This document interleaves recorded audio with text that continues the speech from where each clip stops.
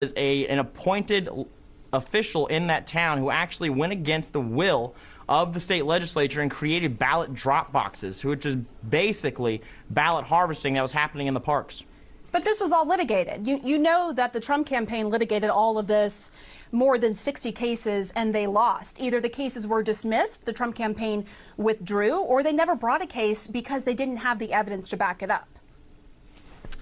Indeed, I believe specifically, and this is the one that I debated on behalf of on the House floor, in Wisconsin, that was never heard because they dismissed it because of standing.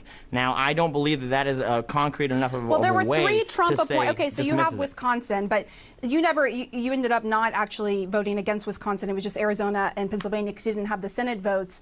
But three Trump appointed judges actually threw out these cases because of merit. It was because of merit. There were three Trump-appointed judges out of all of these judges and the more than 60 cases that were tossed out. And you keep talking about Wisconsin.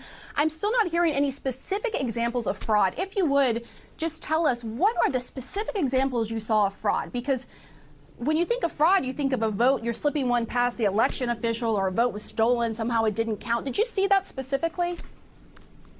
No, Pam, and like I said, that's not the reason I contested the election. Hold on. So you wanted to throw out millions of votes without actually seeing any concrete evidence of fraud? Because that's what you were doing when you were contesting the election. The intent there was throwing out millions of votes.